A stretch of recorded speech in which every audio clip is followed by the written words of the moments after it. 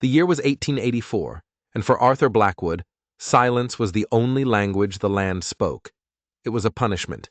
It was a sanctuary. For 7 long years, ever since a fever had swept through his small world like a wildfire, taking his wife Eleanor and his daughter Clara, the silence was all he had left. His ranch was a lonely island in a sea of Wyoming sagebrush, a monument to a life that had ended before his own had. He was a man living in the past tense, a walking ghost on his own land. Then one dawn, the silence broke. Arthur stepped out of his cabin to draw water from the well, and the world tilted on its axis. The familiar empty expanse of his porch was no longer empty. Tied to the 4 support posts were 4 young Lakota women. Their wrists were bound with soft leather thongs, secured to the wood with a deliberate, almost ceremonial neatness. They weren't gagged, but a profound silence held them captive more effectively than any cloth. Their dark eyes, wide with a mixture of terror and fierce, defiant pride, followed his every move. This wasn't the chaotic work of brutish captors. This was something else, something colder, more calculated.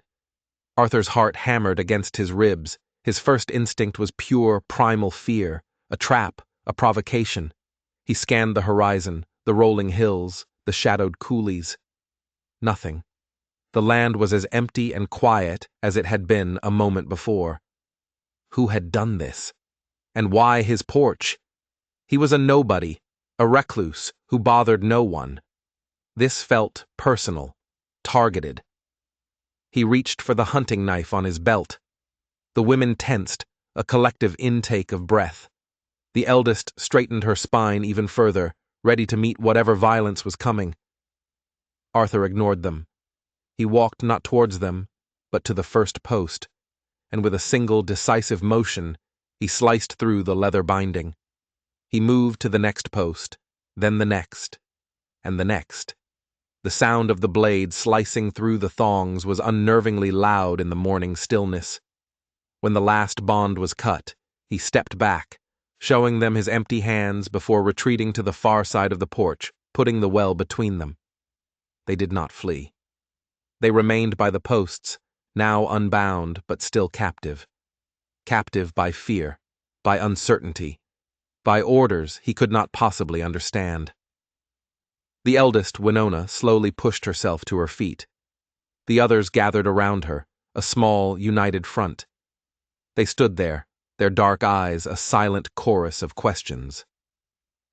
Arthur worked the pump handle of the well, the rhythmic squeak a familiar sound in the tense air. He filled a tin dipper with cold water and placed it on the edge of the well housing, a good 10 feet from them. Then he backed away again. It was a simple, universal offering. Minutes stretched into an eternity. Finally, Winona gave a short, almost imperceptible nod. The youngest, Zitkala, moved first. She approached the well with the cautious grace of a deer, snatched the dipper, and drank deeply. Then she returned to the group. One by one, they came forward to drink.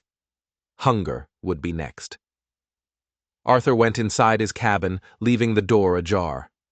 He took a half loaf of bread and a round of cheese, carried it out, and set it on the same spot where he'd left the water. He didn't wait for a reaction. He turned his back on them, a profound gesture of trust he wasn't sure he felt, and walked toward the corral to see to his horse. He could feel their eyes on his back every step of the way. He didn't know it yet, but his every move was being watched.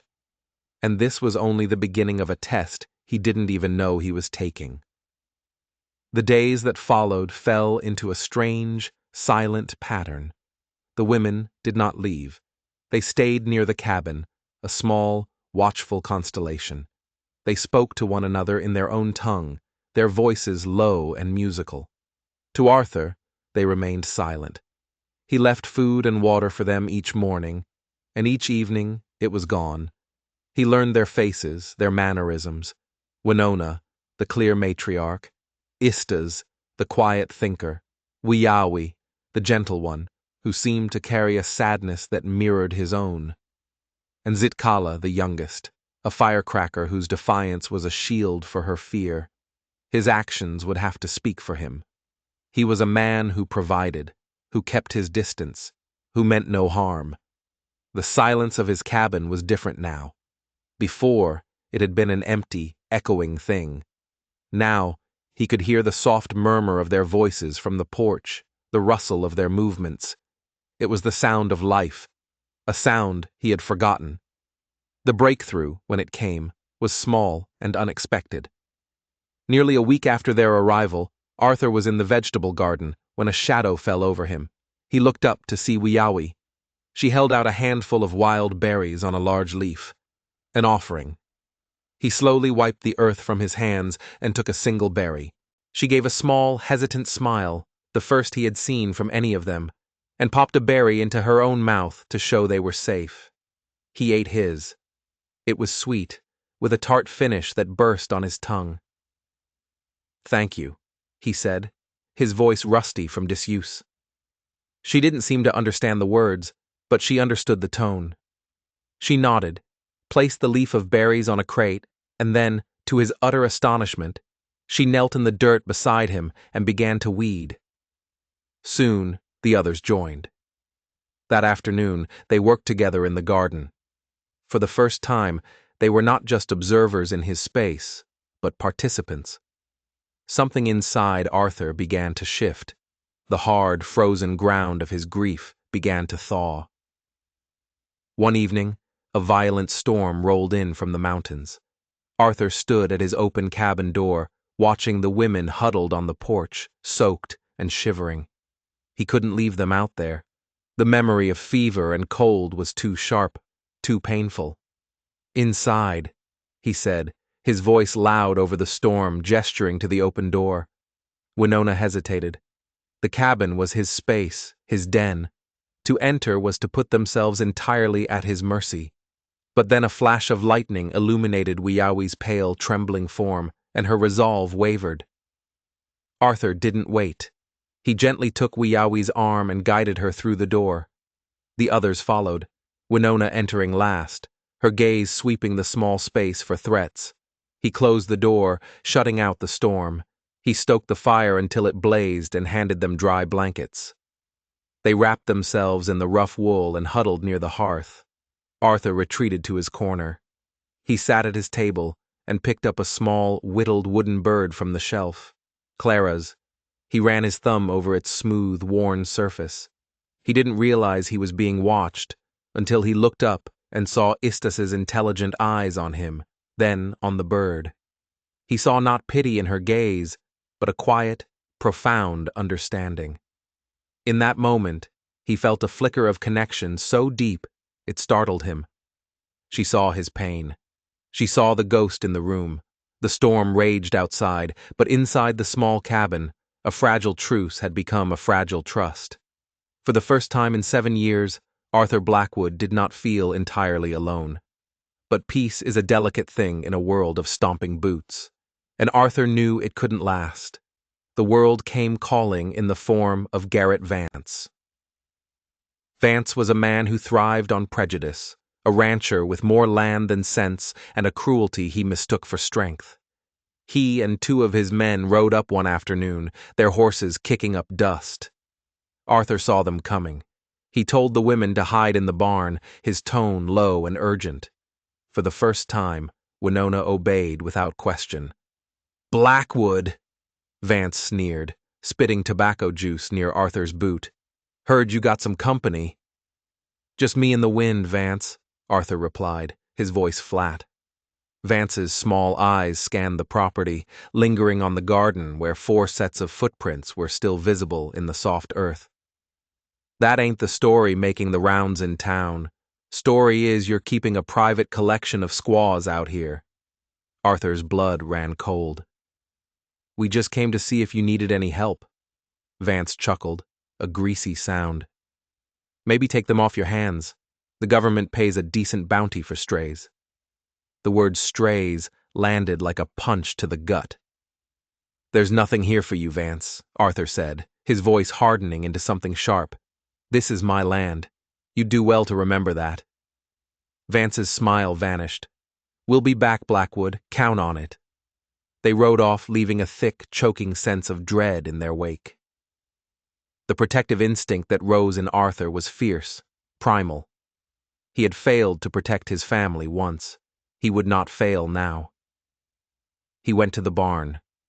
The women emerged, their faces pale. They had heard everything. The unspoken truce was over. They were allies now, bound by a common enemy. That night, the cabin was thick with anticipation. Arthur cleaned his rifle. The women sharpened kitchen knives on a whetstone, the rhythmic scrape of steel a grim counterpoint to the chirping crickets. "They will come tonight," Arthur said. He felt it in his bones. Winona gave a single sharp nod. They took their positions, Arthur by one window, the women flanking the door and the other window. And then they waited. The silence was a held breath, the humming quiet before a lightning strike. They came just after midnight, 3 shapes moving in the darkness. "Blackwood," Vance's voice cut through the night. "Send out the squaws, and we'll let you live. This ain't your fight." Arthur looked at Winona. Her eyes were chips of obsidian in the firelight. This was their decision as much as his. He raised his voice. "You're on my land, Vance. I'm giving you one chance to ride away." A harsh laugh answered him. A shot rang out, splintering the window frame next to Arthur's head. The siege had begun. Another shot shattered a pane of glass. Then the heavy thud of a body hitting the cabin door. They were trying to break it down. Another slam, harder this time. A crack appeared. They were using a log as a ram. The door splintered, then burst inward with a deafening crash. A man filled the doorway, silhouetted against the starlight. Before Arthur could raise his rifle, something moved with impossible speed. It was Winona. She launched herself forward, her knife flashing. The man grunted in pain and stumbled back. Vance pushed past him, a pistol in his hand. Arthur swung his rifle like a club, catching Vance hard in the shoulder. The pistol discharged into the ceiling. The third man charged in, but was met by Istas and Wiawi, their knives weaving a deadly pattern. It was a desperate, chaotic melee. Arthur wrestled with Vance, a brutal close-quarters struggle, fueled by a cold, righteous fury. He drove his fist into Vance's face, feeling cartilage crunch. Just as Vance fell back, a new sound cut through the din, a high, sharp cry from outside, a command. It was followed by the thunder of a dozen horses appearing as if from the very earth itself. The fighting stopped. Everyone froze.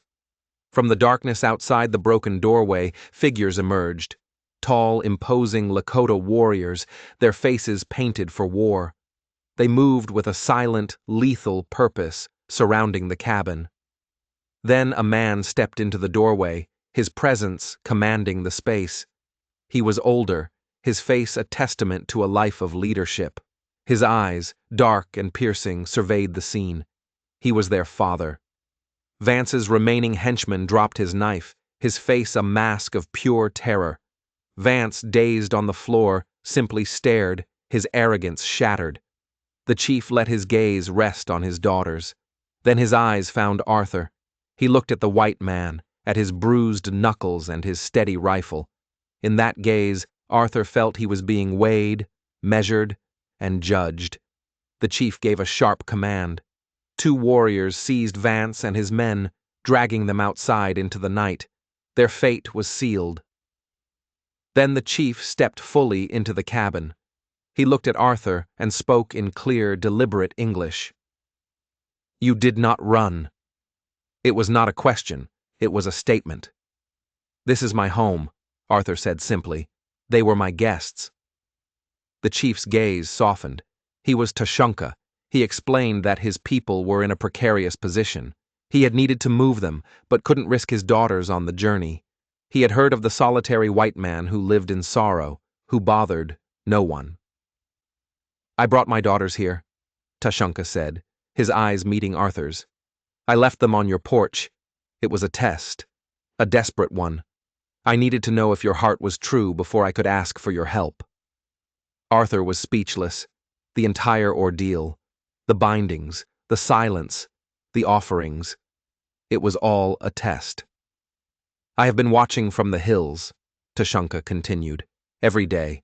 I saw you cut them free. I saw you share your food. I saw you stand against those men. He gestured to the broken door. I saw you build a home where there was only a house. Winona stepped forward, her expression completely open for the first time. My father thanks you, she said, her own English perfect. You have proven to be a man of honor, Arthur Blackwood. In the morning, the women prepared to leave. The goodbyes were not spoken with words. Wiyawi placed a small beaded pouch in his hand. Istas met his gaze with a look of deep, grateful understanding. Zitkala gave him a quick, shy smile. Winona was the last. You have a strong heart, Arthur Blackwood, she said. My father says it is a heart big enough to heal. You brought life back to this place, he said, his voice thick with emotion. I won't forget that. He stood on his porch and watched them ride away until they were swallowed by the vastness of the plains. The silence returned, but it was different now. It was not the hollow ache of absence, but the quiet peace of earned solitude, filled with the echoes of laughter and shared purpose. He walked inside and began to repair what was broken. He found the small wooden bird on the floor and placed it back on its shelf. Beside it, he set the beaded pouch, the past and the present, together. He was no longer a man trapped in a memory. He had been tested, and in protecting others, he had inadvertently saved himself. The wind still blew across the plains, but to Arthur Blackwood, it no longer sounded like a thing grieving. It sounded like a promise. What did you think of Arthur's journey from a grieving ghost to a man of honor? If you enjoyed this story of unexpected connection and courage, don't forget to hit that subscribe button for more tales from the frontier.